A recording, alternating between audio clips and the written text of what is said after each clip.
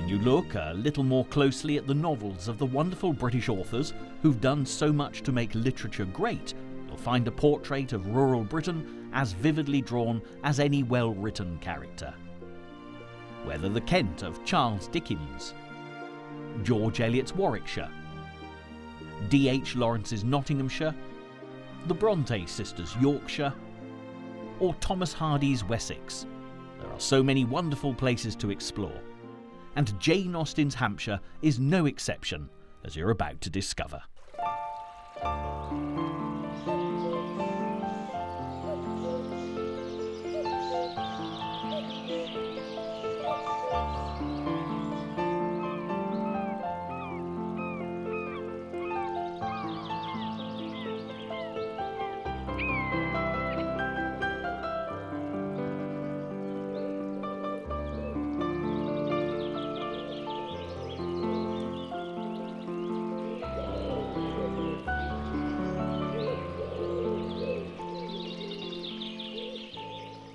If I tell you that for many people where I'm now standing is considered to be nothing short of hallowed ground, you might think I've just spent a few hours in the pub.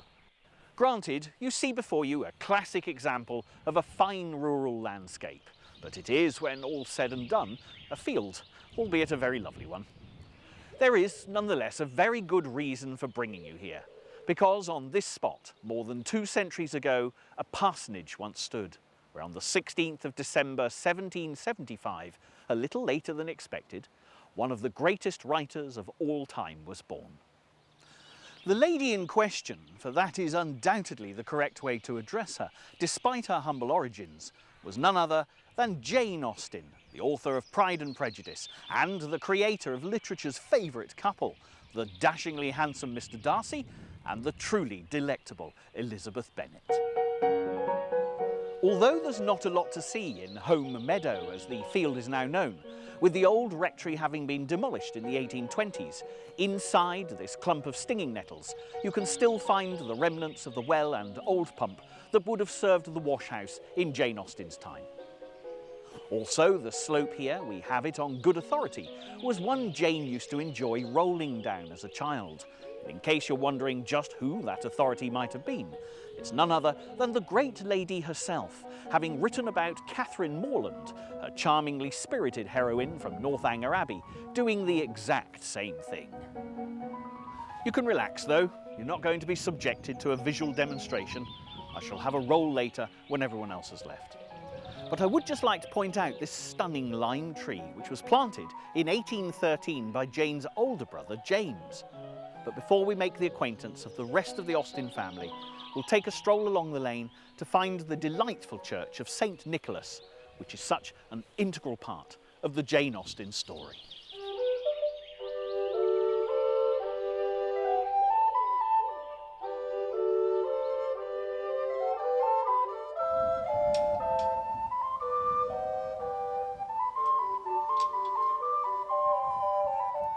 From the moment you arrive at the church, you can't fail to notice Miss Austen's presence, because it was here that her father, the Reverend George Austen, served as rector throughout her childhood and youthful years. In fact, Jane's brothers James and Henry were subsequent rectors of Steventon, as was her nephew William Knight, resulting in a family tradition that spanned an incredible, uninterrupted 114 years.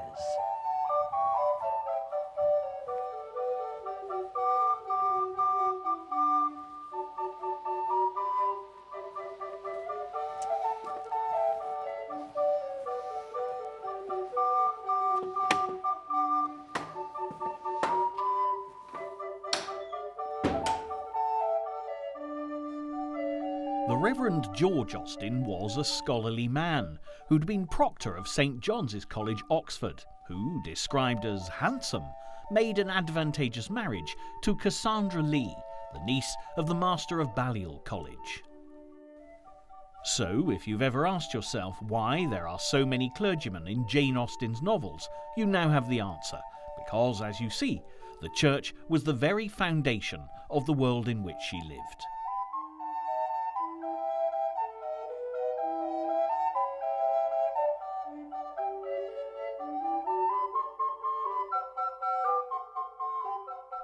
By the time the Reverend George moved to Steventon Rectory, he and his wife already had 3 sons, James, George and Edward, and once here they were quickly followed by Henry, and then the first Austen girl, Jane's beloved sister, Cassandra.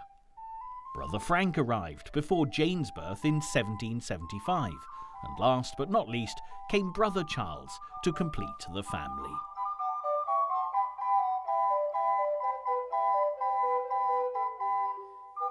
Quite a brood all in all, and when you consider that the Reverend Austen also took in students who lived with the family, they must have, on occasion, have filled this lovely little church.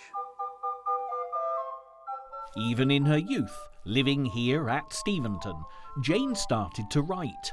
By the age of 15, when she penned A History of England by a partial, prejudiced and ignorant historian, she was already extremely well read, especially when it came to novels. Also, as Jane grew into a fine-looking young lady, she, along with her sister Cassandra, had certainly attracted the attention of the young men in the district, if the words of their cousin Eliza are to be believed, when she described them as 2 of the prettiest girls in England. It was at this time that Jane started to experiment with novel writing, and her experiences at assemblies and balls held locally, along with social events when visiting relations, all helped to provide the blossoming author with a wealth of romantic material. In 1795, Jane actually attempted a novel of her own, Eleanor and Marianne. And if the names sound familiar, it's because they would evolve to become the Dashwood sisters of Sense and Sensibility fame.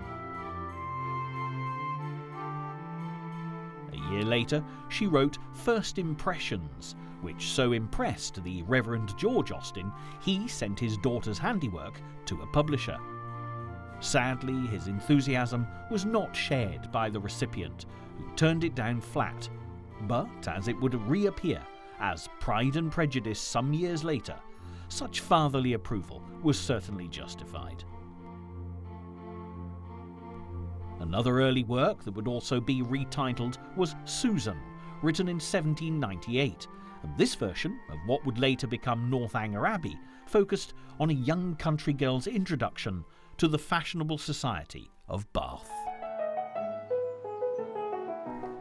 This beautiful city, often associated with Jane Austen, provided much inspiration. However, it can come as something of a surprise to discover that Jane actually disliked Bath, although in fairness, this was not altogether the fault of the city.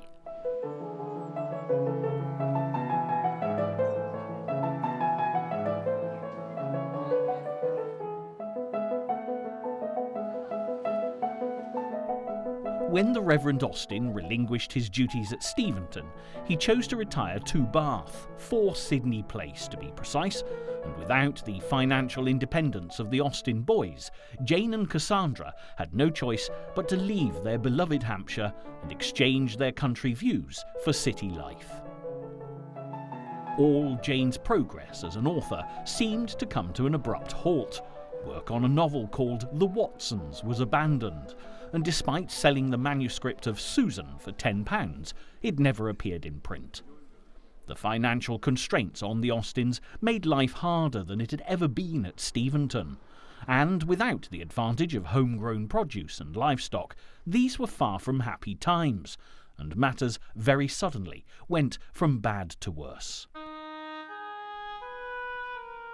When the Reverend George Austen died in January 1805 of an illness he appeared to be recovering from, Bath was forever associated with unhappiness for Jane, and as the Austen ladies were left almost destitute, the future looked decidedly bleak.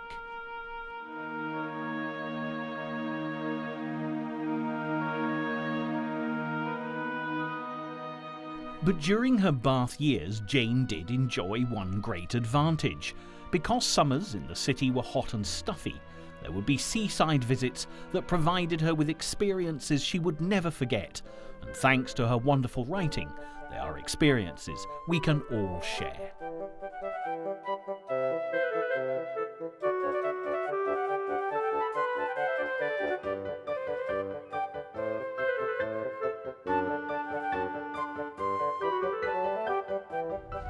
I'm here at Lyme Regis, walking on the Cobb, immortalised by Jane in her final novel, Persuasion, where her deliciously drawn character, Louisa Musgrove, takes a near-fatal tumble.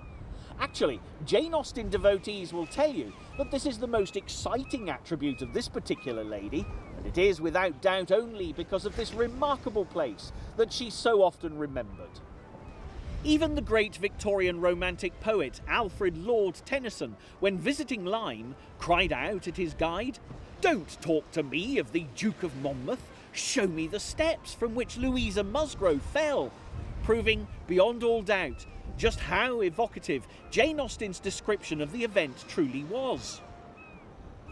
There was too much wind to make the high part of the new Cobb pleasant for the ladies, and they agreed to get down the steps to the lower, and all were contented to pass quietly and carefully down the steep flight, excepting Louisa. She must be jumped down them by Captain Wentworth. And of course, we all know exactly what is about to happen, and we are not disappointed.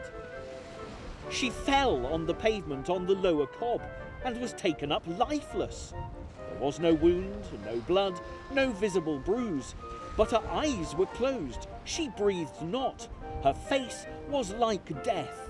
The horror of that moment to all who stood around.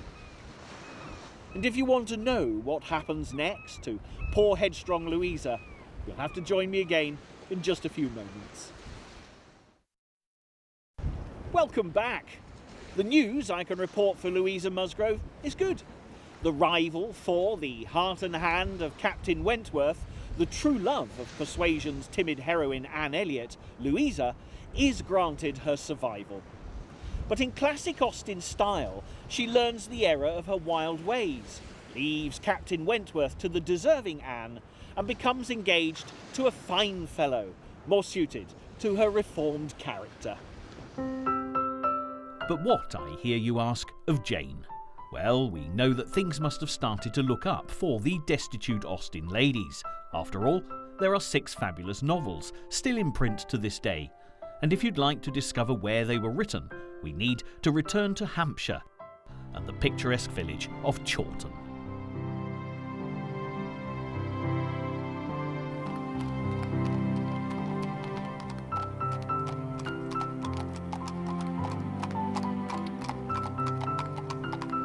When you arrive at Chawton, you'll be left in no doubt as to who once lived here, and there's no better place for us to begin than at Jane Austen House.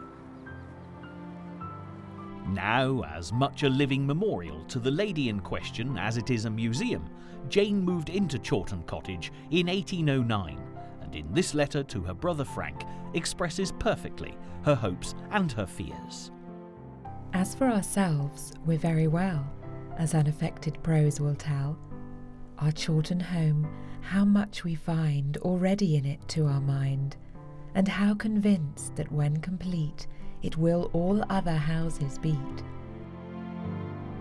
This improvement in fortunes for Jane came as a direct result of her brother Edward's rise to prominence as a wealthy gentleman. Having been adopted as the heir of Thomas Knight, Edward had a number of estates at his disposal, one of which was Chawton, and while he could have occupied the nearby Great House, he was able to provide Chawton Cottage for his mother and sisters. Today, you'll find many of Jane's personal items here at Chawton. A lock of her hair, still with a glimmer of auburn. The topaz crosses given by brother Charles to Jane and Cassandra. And even the bookcase that belonged to the Reverend George Austen, previously having graced the old rectory at Steventon. But pride of place quite rightly goes to Jane's elegant little writing table, where all of her novels were either revised or written. Here, at the heart of a charming domestic scene, Jane composed her famous tales of love, marriage, wealth and power, while her mother happily tended the garden and Cassandra sat at her sewing or drawing. All of Jane's works were published anonymously during her lifetime, and only her closest family and friends knew of her success. In fact, Visitors who come here all want to see, and for that matter hear, the creaking door that warned Jane of imminent interruptions, and she'd be able to hide her writing away so that nobody would ever guess her secret.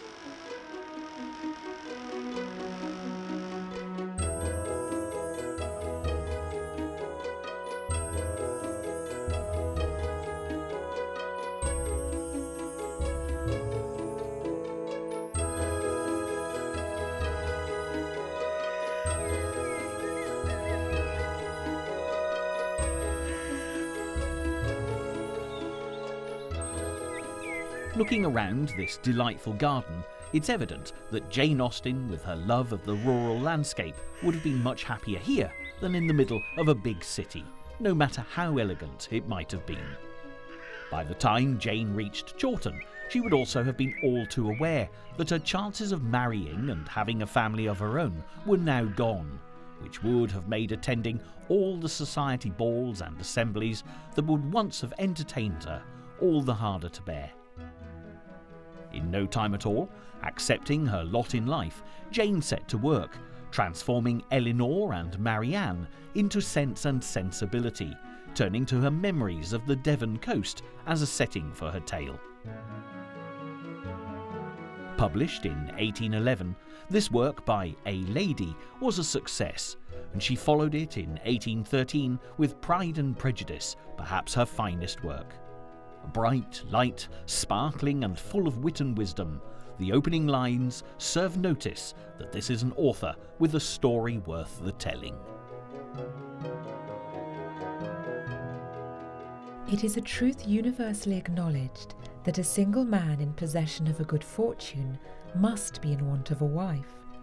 However little known the feelings or views of such a man may be, on his first entering a neighbourhood, this truth is so well fixed in the minds of the surrounding families that he is considered as the rightful property of someone or other of their daughters.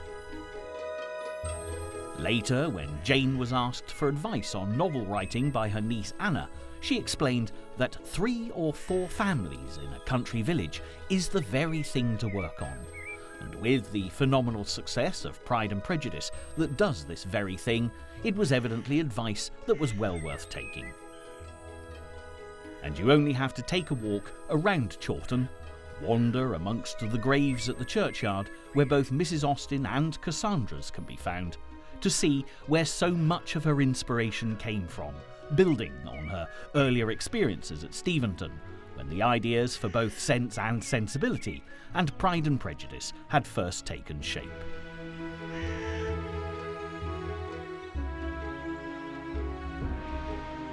Following the same formula, next came Mansfield Park, Emma and Persuasion, but with heroines as diverse as anyone could ask, from the terribly wholesome and good Fanny Price to the meddlesome, opinionated Emma Woodhouse, and the shy Anne Elliot, who we've already met. And all the while, the beautiful English countryside and ever-changing rural landscape continued to provide the perfect backdrop for Jane's alluring ladies and handsome gentlemen. But if you've been quickly totting that lot up and wondering what happened to the 6th novel, ironically, it's Northanger Abbey. Published posthumously with Persuasion, this was the retitled Susan, which had been wrestled back from the tardy publisher who'd bought it for £10, the first piece of writing Jane Austen ever sold.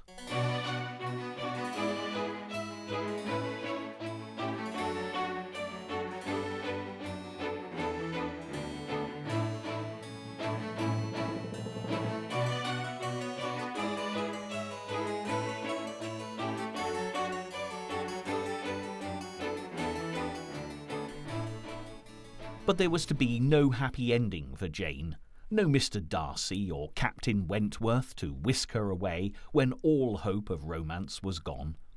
Jane fell ill while working on Persuasion, and although it's now believed she was probably suffering from Addison's disease, there was nothing known of the condition or how to treat it back in the early 1800s. From struggling to walk and even ride in the donkey carriage that's been so lovingly restored here at Chawton, Jane was taken to Winchester for the best medical care available.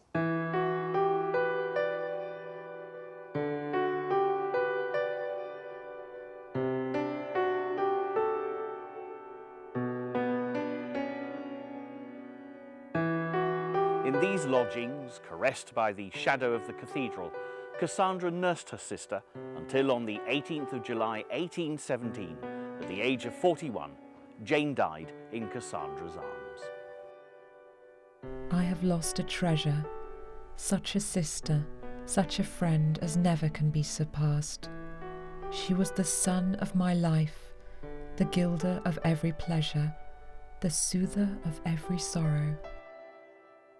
This was a fine epitaph from Cassandra, and if you walk the short distance from College Street to the cathedral and step inside, you'll find the simple memorial stone, a slab on the floor of the north aisle of the nave where our First Lady of Literature was finally laid to rest.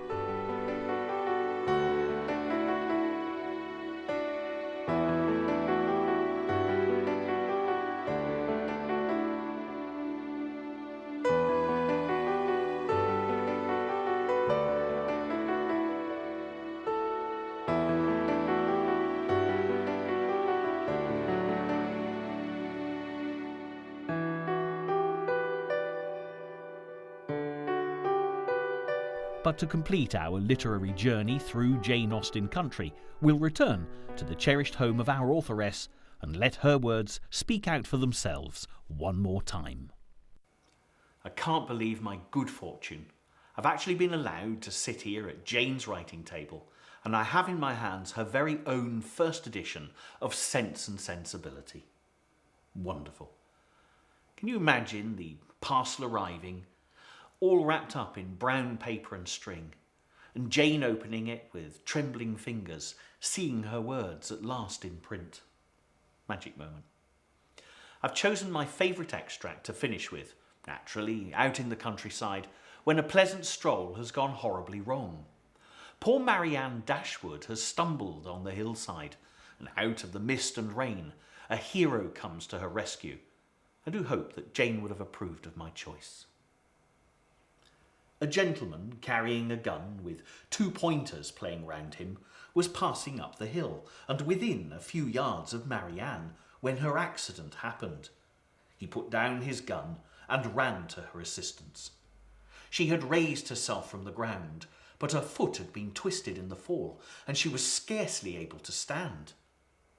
The gentleman offered his services, and perceiving that her modesty declined what her situation rendered necessary, took her up in his arms without further delay and carried her down the hill.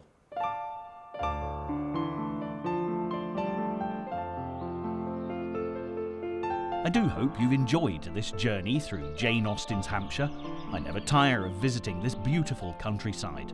But if you'd like to continue this exploration of rural Britain, join me next time when we'll be discovering another of the nation's finest landscapes, responsible for inspiring more of literature's best-loved classics.